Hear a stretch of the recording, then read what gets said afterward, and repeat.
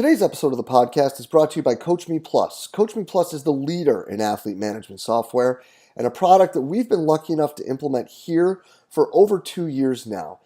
The product in and of itself is exactly what you need it to be, guys, with options ranging from being a workout provider, as in sending the workout directly to the student athletes' phones, to being a place where you can communicate with them and bring together multiple streams of data to be its own dashboard for you, your coaching staff, or the athletes. Or you can use what we've added to our menu of Coach Me Plus activities, and that's the hydration station, where all of this information that is provided is based off of research from the Corey Stringer Institute, where we're looking at weighing in versus weighing out and then providing optimal hydration strategies for the student athletes by them selecting through the menu and tapping on what they'll take home with them and what they're consuming prior to the next practice when all the numbers at the top are lined up green. It's something we've had really good success with and the kids have really bought in on. Just another great example of the awesome product that you can find at CoachMePlus.com. Guys, hop over to CoachMePlus.com today and check it out. It's a product I guarantee you won't be disappointed with. Hey everybody, if you enjoy the podcast and the content it provides, be sure to hop over and check out the community. The community is an exclusive members website that is just an extension of what we do here in July at the Central Virginia Sport Performance Seminar. What it is a combination of video lectures, a coach's corner with your Monday morning take-home information, and a forum where you can talk about anything and everything related to the field of strength and conditioning. In the community, you'll find content added each month from some of the top practitioners in the world, ranging from PhDs to high-level coaches, bringing you exactly what they're doing with their athletes or their research at the present moment. On top of that, an additional discussion by coaches bringing you that Monday morning information, things that you can add to your training program right away. Tying that in with the opportunity to discuss with coaches around the world in the forum on anything and everything from the topics addressed in these presentations to whatever you're seeing in your daily life as a coach. If this sounds like the right thing for you and your staff, go ahead and hop over to cvasps.com/community and try it out for 48 hours for just $1. If you like it, you're signed up, ready to roll, and you're jumping into all the great content added each month. If not, feel free to go ahead and cancel at any time. No questions asked. We're really excited about what we're building in the community and hope you are too.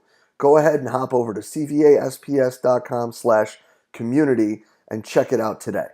Hello and welcome to the podcast. Today, guys, we have an absolutely killer talk with Gardner-Webb University's Director of Athletic Performance, Chris McCormick. And Chris is going to get right into talking about real-world issues that he sees as a director. And this is stuff that he not only sees at his place of employment, but conversations that he's had with multiple directors around the country. You know, we're going to start out by talking about what issues he sees and as a profession, how we can bring those to the forefront and what we need to do about them. That leads right into us talking about how culture impacts, what they do in the weight room and how the player personalities impact how they program as well down there at Gardner-Webb. Then he shares with us, how he uses open discussion with athletes and coaches to again, dictate the direction that programming goes and how they determine, the whole idea of you can't serve two masters, how they determine what works and what doesn't, and how they're able to move forward based on those discussions.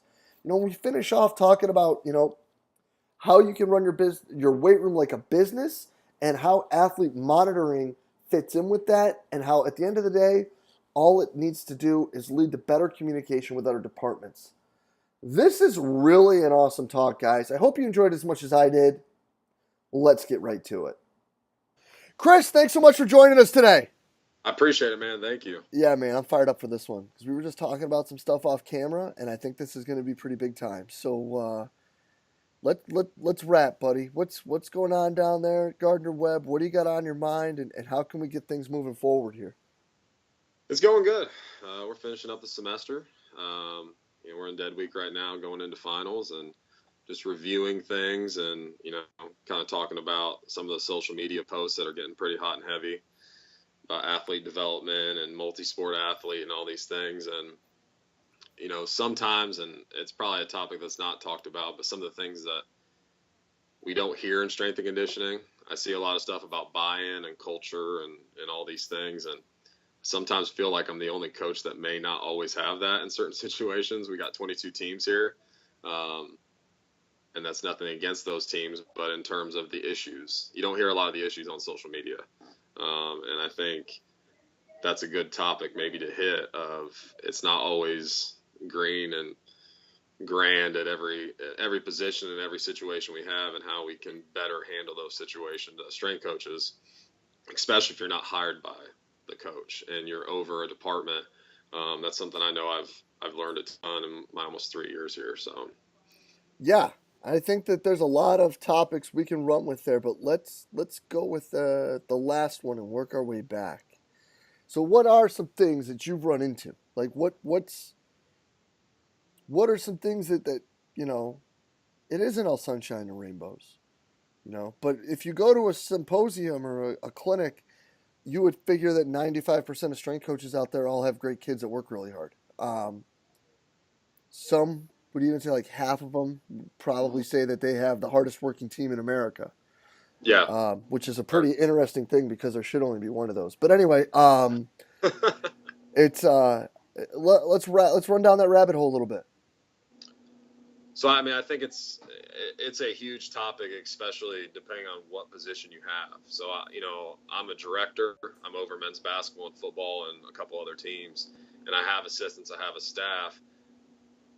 But when you get hired, and I think this is just good advice for anybody kind of going into it, is you have your culture, you have your values, and we talk about as a staff all the time is that a lot of sports coaches want to go off the bat to say that the culture and the tone is set in the off season in the weight room, and that bleeds into the season. Well, if you don't have a good season, or your team necessarily doesn't have a culture that they can even define, and how much can you make up for that in the weight room?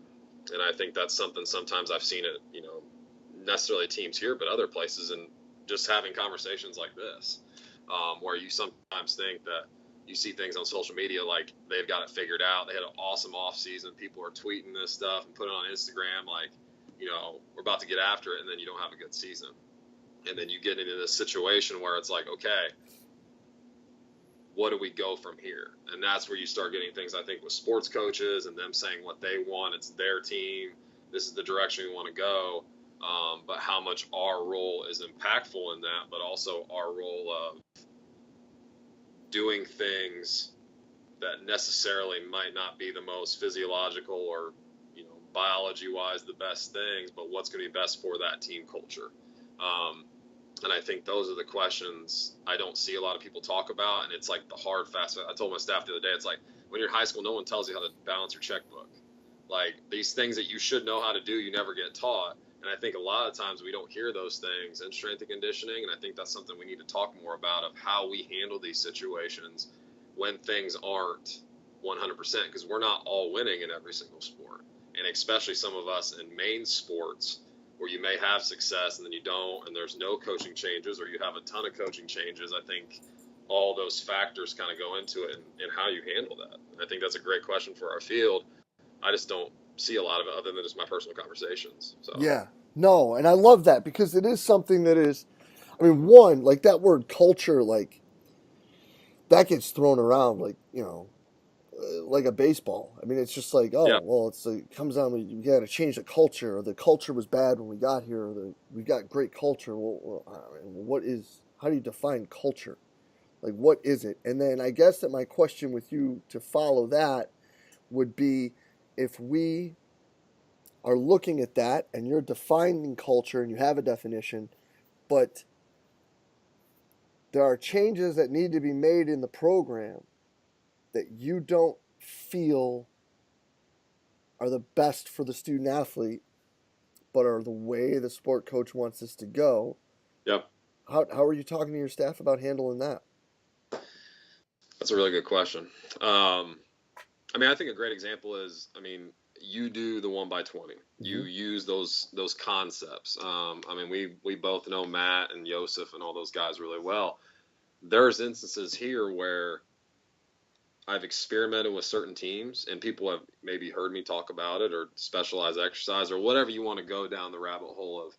Strength and conditioning wise, I've seen tremendous results, and you can even see giving results to coaches, and it becomes a thing of, well, I don't care. I want it to maybe look a different way.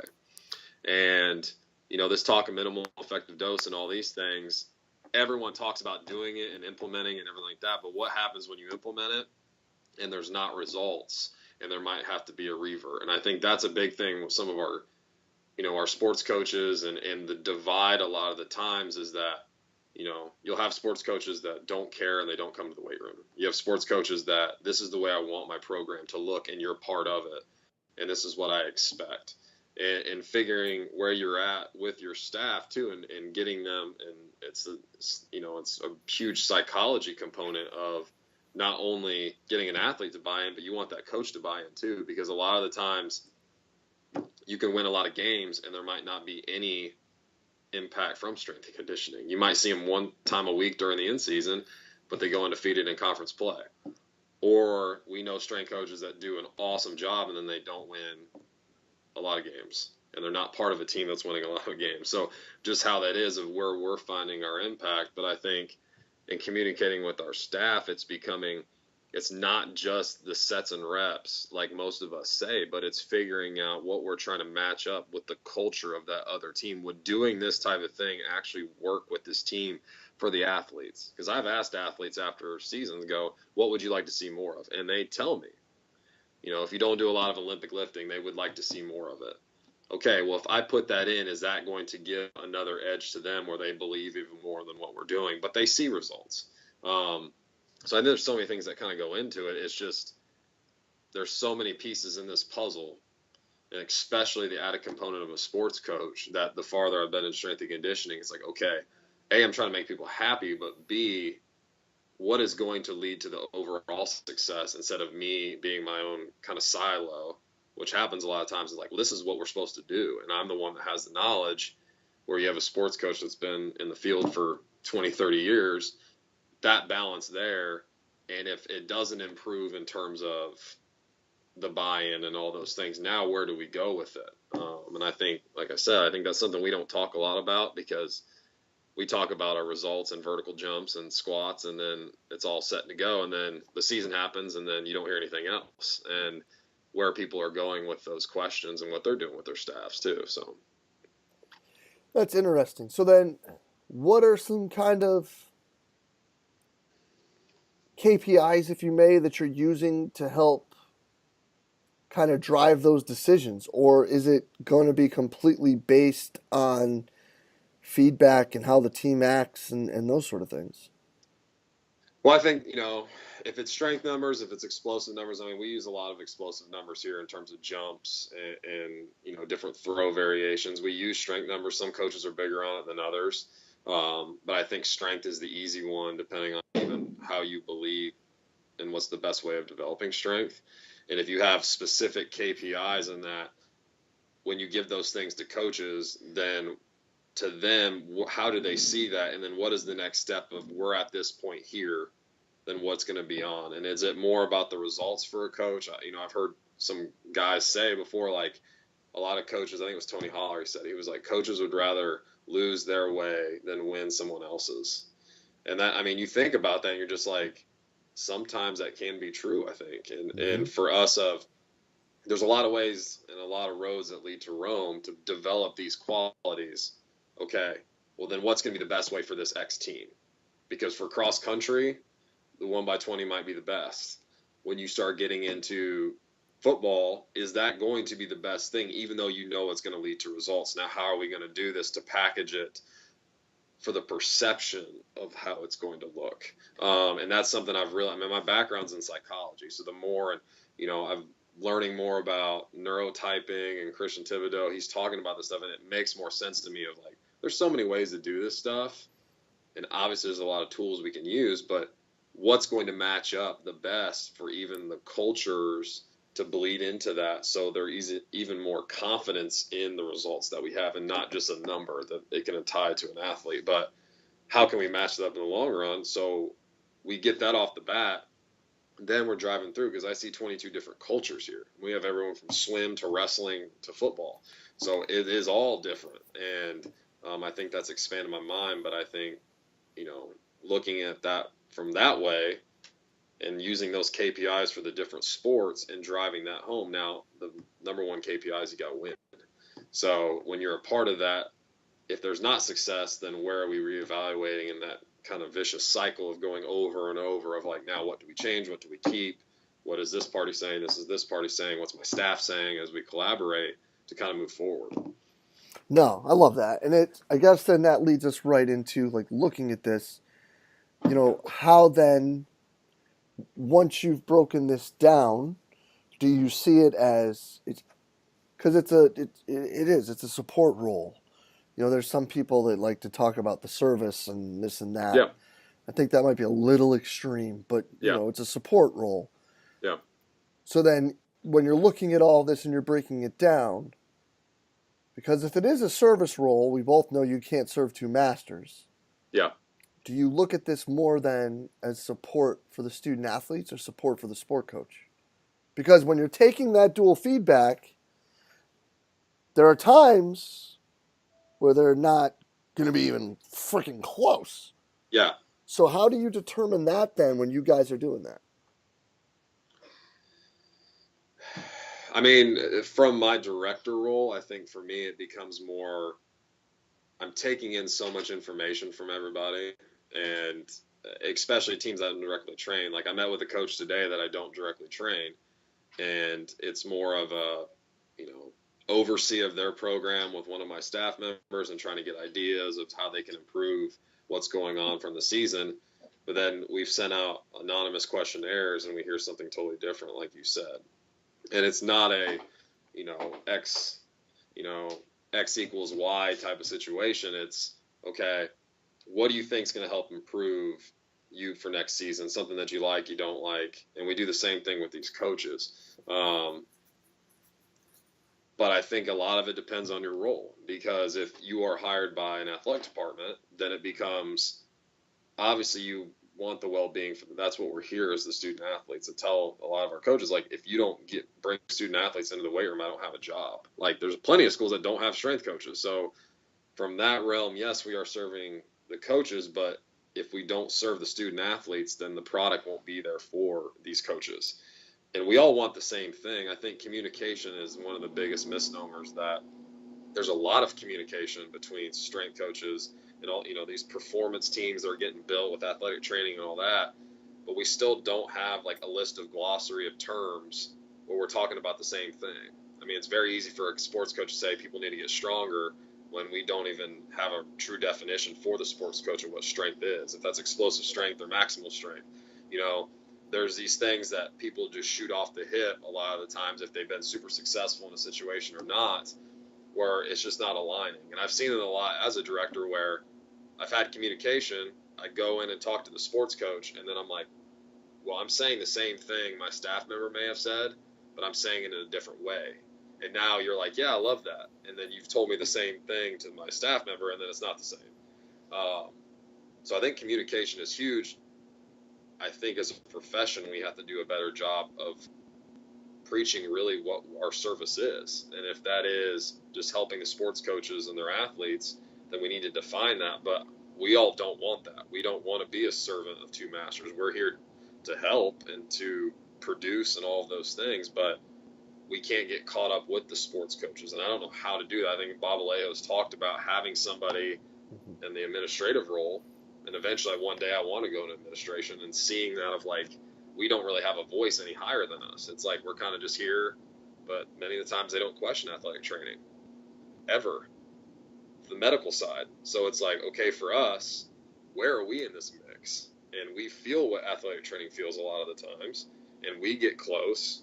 But I think that barrier there, it's hard to really answer that question you asked, because sometimes we don't know unless you know your defined role. I think sometimes when you're hired by a sports coach, then you know who you're answering to. But if there's not oversight, there's not the cultures, there's not all of those things, then I think we get lost sometimes of where do we sit and where is our seat at the table in this whole scheme of things. So No, and I think that that makes a lot of sense, and that's some stuff that we've actually run into here. So I guess that I'll ask you the question, and then we can talk about that, kind of how it works in both places, and that is, do you think that's our fault? That people don't understand those things and like the glossary and understand what we can do or like what skill sets we possess or services we can provide or where we can be in all of this. Like, is that our fault? I think some people would say it is because if you do compare athletic training to strength and conditioning, I think at the NSCA conference that was in Charlotte, and I think it was January, they talked about a lot of how much athletic training's conference and their certification is clearly defined in what they are. And we have several different types of certifications, things like that. And how much have we really defined of, we've talked about with our athletic department staff, the beginning of the year, we have a smaller one of having a presentation of these terms that are the glossary definitions of when we say this or you say this is what they both mean. Just like when you talk to your sports coaches about movements and plays and all these things, everyone knows what those words mean. But we've not really done that so much because there's so many different ways. Because I think a lot of times the default will either be a sports coach will say, well, this is what we did before. This is what I did when I played. But they're not up with what the research is and which a lot of us are looking at. But again, I think a huge part of it is when sports coaches are hiring these coaches directly and they're answering to the sports coach versus an athletic director or an administrative team hires a strength coach for a department. Like, that's where it gets lost because now certain people only have to answer to certain people. And I think it's our fault in part, but I don't know how much we have to do to get that across. And I think that's a huge question of what would it take so everyone understands what we're doing. I mean, some people in my family still don't know what my job is. So, like, you know what I mean? Like, that's the sad part is, like, they just don't understand. Well, if my family doesn't understand, then I think that's a huge part. Even if I explain it to them on the most basal level with sports coaches, how do we educate? And has that more infiltration in their conferences, into their things, instead of us doing our own thing? Where do we have that position, I think, with coaches of, are we on your staff? Or are we kind of just on the side? And it's different everywhere. I've seen it different everywhere. So I know some people are having the problem, but we just don't talk about it, I feel, until it becomes a serious issue at certain places. So. Yeah. Well, and I think that it's starting to get that way at a lot of places, to be honest. Yeah. Like kind of that borderline serious issue because, you start looking at things when we're talking about, like Bobby brings up a lot when he talks to compensation and what we're worth and this and that, and people not understanding what they have and who's on their staff and what they can do. Well, I do believe that's definitely a two-way street. I think there's probably 2 or 4 lanes on our side and 1 or 2 on the sport coaches and the administrative side. For sure. I think that it's only probably half of that because they should know what they're hiring, they should know what they're paying, and they should know what's going on underneath them. It's our fault, I think, for 2 reasons. One is because for the most part, in a biased point of view, most strength and conditioning coaches, or whatever we want to call ourselves this week, yeah, they do well enough that they don't screw up bad enough that people need to worry about what they're doing. That's very true. Comma, we still can't prove that what we do has a direct impact on the outcome of performance.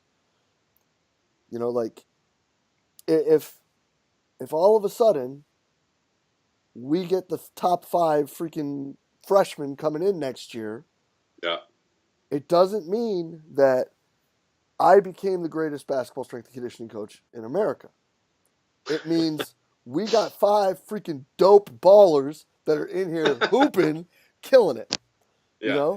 I mean, like, it could be the best job I ever did. Nobody will ever know For because sure. we got guys that are just hooping. Now, Yeah. when the next part, and I think this thing's caused a lot of trouble, but it does a lot of good, Yeah. is a place that we should be communicating with that stuff more. And I think it was Coach D just put something up on Team Builder about how using social media and this and Yeah. that. And I think that there's some stuff that, there's kind of that ebb and flow to it that I don't like some things. I don't ever follow kids that have eligibility. I just think that that's creepy. Yeah. No, And I don't I want to understand. know. Like, if you come in on a Friday, I know what Thursday was. I don't need For to sure. see it, right? Like, Yeah. I don't want to come in and be like, these MFers before I even start the day. Um, I just want to be like ready to go. Yeah. But, I've started putting stuff out that we're doing because one, people have asked for it. Like, Yeah. coaches, they're like, but what do you, some of them ask it and then some ask that question. Like, yeah, well, what does he do anyway? Okay, well, here it is. Yeah. And we're like, I've nothing to hide. yeah, dude, like my weight room's 2 racquetball courts. I literally can't hide. Like the building is never locked. Just walk Yeah. in. You can see whatever you want. But anyway, that's another story. Um, but so that admin understands, like, yeah, these readiness readings, this is what we're looking at. Like, these are the three things, and this is why we're looking at it, and this is like what drives some changes. Like, Yeah. this is why we have these force plates, and this is what we're looking at, and this is what it's going to drive changes. Yeah. Now, if they don't look at it, well, so it goes. But we've actually even talked about like trying to hold almost like short clinics as to like some things, because as Yeah. we start to keep moving forward, like the first time you saw Moyer or Maddie or Yosef or Doc pull the Yeah. bands out and start doing the paw back, I'm sure the first thing you didn't think was, wow, that's awesome. You know what I Yeah. mean? Like, I was like, what's this crap? Like, yeah, but it yeah. works, Yeah. And then when Heiderscheid's talking about how like that action is what's important for decreasing your risk of hamstring pulls, well, now all of a sudden we're cooking with something. Yeah. So like I think that a lot of these things, an extensive method jumps are another Yeah. thing. You know, different methods by another Dutch man are another thing. Yeah. Where if Yeah. I, just I got to get the Bosch in there so Moyer Yeah. gets mad. Of course. So Yeah. it's like getting those things involved. Like you look at them, and on the outside, it's like, huh? But when you can break it down and give someone like a 5 or 10 minute lesson as to what you're doing and what it's supposed to do and why it's important, well, then they can make a decision. Yeah. And I think he had an article on Simply Faster about running your weight room like a business. It's probably one of the best things I've read because A, it's not sets and reps. B, I looked at it and I'm like, he had like a services sheet and then he had a quick sheet he'd give to his superior. And like he said in the article, it was like, if you give this to your superior, so for me, it would be my athletic director. That's who I answer to. He'll never be like, well, you never told me this happened. Like in the weight room, like someone got a record or we're working on some project. And I thought about that. I'm like, in the same concept of, well, they may not even look at it, but still, I don't ever want it to be I'm covering my own tail. I want it to be this is what we're doing, and I'm not promoting myself. I just want to let you know this is what's going on. Because with issues that are going on in strength and conditioning, it's like, I know Ryan Horns talked about it, like they had a player that like almost died in a situation, and now they do all this testing, and it's like you have to have documents now. And the way of social media and all these things going on, like you can lose your job quick if you are not documenting what is going on in your weight room. But if you're taking it just to cover your own tail and like, well, I'm just doing this, well, I think that's the wrong attitude for us. But that's why I talk about like just presenting to our athletic department. This is what we do. This is what we believe. And just some of your case studies and those things that you've done in the past. I mean, that's why I tell people, if you want to know what we do, I will send you every Excel file I have. And I will show you everything we've done to get these results before and after. So if you want to come question me, you don't just think I'm like fibbing to you that we do these things. Like, this is what we do. Like, I have nothing to hide. But I don't think we're that even to that point with the majority of the strength coaches because the strength and conditioning field is wonderful. Majority of people I meet, girl or guy, you talk to them, they will go out of the way to help you. But I think there's still some sacred cows in our field where it's like they just don't want to touch it. And it's like, well, I can't share that. I don't want to do that. And I think it's not allowing us to move our field forward, where if it is our fault and we need to recognize that, then we can do some more things on our end like that, like presentations and things like that. Of we can't just present to these athletes. We got to present to our administration, our coaches, of what our value really is and what we can do, and this is what's happened. So I don't get these off-landed from the hip fires at me of this is what is the problem. And it's like, no, we're doing this to do this, and we're doing this to prevent this, and we actually have things in place and pillars in place, so we don't get that down the road. So No doubt. And I think too that like when you look at those presentations even more so, I think that it's something that like, because as it ebbs and flows going back and forth with the whole sports science, yeah, not to keep going back and naming Bobby, but like how he's gone on that rant before. yeah, Like now with basketball going 4-4 all year, like those monitoring type situations are going to come into greater play. Like, yeah, and I think that there's too many people that jump at too many different things before they even know manpower required, what the numbers mean, where they're going, what they're looking at. Like they don't have a question yet. yeah, And too many people want to answer something that isn't a question. And that's yeah, impossible. yeah, Um so I think that presenting where we could go and what we could do and what we're looking at and how what we do would fit with something like that is immensely important.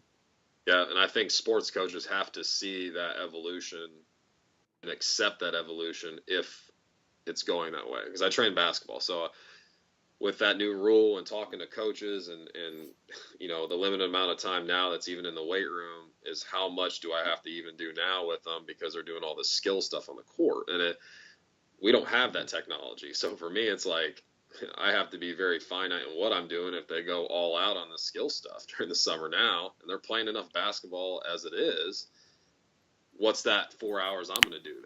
Mm-hmm. And spreading out the dose and all these things that we want to talk about. But I think getting sports coaches to see you want this result. Now let us step into more of an advanced role. But again, it's hard with staffing and all those other things, lower budgets and mid majors and everyone down to D3. I mean, it's moving along, but I think some other things that need to move along are not. So the gap is starting to widen a little bit. So Yeah, and I think that the more that we're able to find things that can impact what we're doing in a positive way without altering the world that they live in, yeah, the better off yes, we are. no, that's pretty well said. Because we have to be the ones that make the change within the ceiling that is already there. Now, what are we doing to evolve? But if that's more marketing or promotion of what we're doing, not to make ourselves more important, but I think that's what social media can do, and that's what some people have done with it. And it is a marketing tool, obviously, of how important we can be. But again, I think a lot of us can look at it and go, well, how important are we? Like, I can show this cool stuff I'm doing, but like if it doesn't lead to a change on the scoreboard, then where does that role come in, and how important are we when we start looking at an evaluation of our job and who is making that evaluation? If we feel we've talked about it that we don't know the people that are above us actually can evaluate us properly, well then how do we give them the tools to evaluate us if none of us are going into those positions? So That's a great point. and I Because think if that's where education can come in, because like we educate athletes all the time, we try to get them to change stuff, but are we educating the right people in the terms of not looking at jobs, but like we have to make everybody happy as much as we can. We can't, but are we giving the people above us the tools to say this is how we should be evaluated? Has anyone ever asked that? Because I've asked people, my athletic director, how do you evaluate me? And I know I've talked to Nate up at NC State, and we've talked about it just like they're very, subjective type of things. It's not data driven, anything like that we use in strength and conditioning. It's just the coaches like you, people don't get hurt. And you're like, okay, and like you said earlier, I mean, it's just, if it's not a problem, don't worry about it. And I think that's I think some of the issues of how people view our job too. No, So, that's awesome.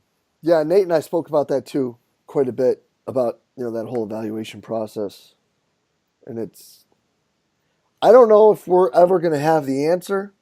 yeah, Um, but yeah, I think that's probably the bigger question is how can we educate people as to how to, you know? yeah. Yeah. No, man. I love that. I think that's yeah, that's something definitely worth thinking about. But I think really at the end of the day it just comes down to the fact that we need to be able to um better we like you said, we communicate well, we communicate with the kids and we communicate with the coaches, but they don't understand what we're saying. Really. Like Yeah, really understand. yeah, So we need to educate better to those tributaries that connect to our profession that are really kind of what is important. yeah. I like it, man. I like it a lot. So I where don't are know if it's people? gonna change anything, but No, but that's the thing, dude. I'm not gonna change it. You know what I mean? Like, yeah, we're in the only room in the Robin Center that does not have an office. We've got our cubicles down here. If we have another earthquake in Virginia, I'm not making it out alive. I'm hoping that they got enough that we got enough chocolate milk for them to dig me out. But it's you know, I do think part of it is kind of it is our fault, and I think that's kind of what we've both reiterated here is that like we yeah, do need to. I think Brinks is right, man. Like we got to do that more, and I've got to do more of that. I didn't this Wednesday, um, mostly because I was worried because it's finals, and I didn't want people to get the wrong idea that we're doing stuff. yeah, Um, but yeah, like understanding. I mean, even if it's as simple as why you do this, like why do you bounce on and off a box? Well, because of this. yeah, I mean, it doesn't have to be like, oh, let's talk about said principle. I mean, like they don't give a shit. yeah. They like, don't. No. like you just got to break it down and teach them, man. I love it. Yeah. So So where can that's they see more of what's going on though at Gardner-Webb? Because you guys don't shy away from sharing things. I mean, it's experimenting, seeing if we get results. I mean, we've tampered with everything from sled drags, the West Side style, and not doing as much aerobic work and using more of that. A lot of our pro day guys that are attempting to go to the NFL, I experiment a lot on them, so they've been doing a lot of the stuff, a lot of the Franz Bosch stuff that I know Jeff loves. Um, I think a lot of it is just becoming more, and I think it's just experience with me and our staff. I've been here almost 3 years, so I've gotten more comfortable in the setting, and I think I've tried a lot of things. If you've seen anything that we put up, I mean, there's some off the wall stuff that I look back and I'm like, I can't believe I actually tried that. But we've been fortunate to be able to do with a lot of teams. But again, I think the connection of I'm seeing more of what we're doing and how much it's going to match up to how the athlete kind of ticks and that psychological side, and trying to figure out matching up a training style with how much they will buy into it and make it become their own idea. And I think that is a huge part that I've maybe missed when I've been younger, because I just see sets and reps and Dr. Yes's stuff, and I hear all these things. I'm like, it's the next best thing. There's so many tools and all the books I have up here. I mean, now I'm stepping back finally and just seeing it of then what do I implement at the right time and how I implement it and how I say it and how I present it, if it's visual or me just giving them what to do, and seeing how over the years the athletes kind of react to it. Obviously, there's a ton of things we still do, but I've kind of got out of that programming hole, and I think I was in it so much because I just feel like I could get more and more and more and more, and I read and read and read and read, and then sometimes I think I just put too much stuff in where it's not of quality as much as it could be if I backed off and then realized, how do I deliver this? And I think it goes back to the communication aspect. That's something I've really tried to improve on, because I get bogged down in the science and all that stuff, but those relationships and everything like that, and really getting the athletes to understand what we're doing. And then once I figure out they understand and what they feel works for them, then I start slipping those things in of the toolbox I got. Not to say it works all the time. Like I said, there's teams that we struggle with, and there's teams that we love to death, and they would do their thing without even me in this room. So I think that's a good summary of it. No, that's fantastic, dude. Really appreciate you taking the time today, man. This is awesome. No problem. I appreciate you having me on. Yeah, brother. We'll be in touch real soon, bud. Yes, sir. See you, man. See ya. And a huge thanks to Chris McCormick for spending the time with us today. Guys, open, honest, candid sharing. A guy talking about the problems he's seeing and how they're trying to make things better and how they've been changing and moving forward. Absolutely priceless stuff. I cannot thank Chris enough for being so open and honest and candid with us today with everything that he shared. Chris, this is fantastic. Keep up the great work, brother. I truly appreciate it. And as always, guys, if you enjoyed the talk, please share it through the social media outlet of your choice. Facebook, Twitter, Instagram, whatever it may be. If you know someone that could take something from this, tag them in the post below. Shoot it to them on Twitter. Shoot it to them in a direct message, whatever it may be. We are just trying to get the best information out there to all the fantastic coaches that we possibly can. And as always, thank you for everything that you do for us here at Central Virginia Sport Performance.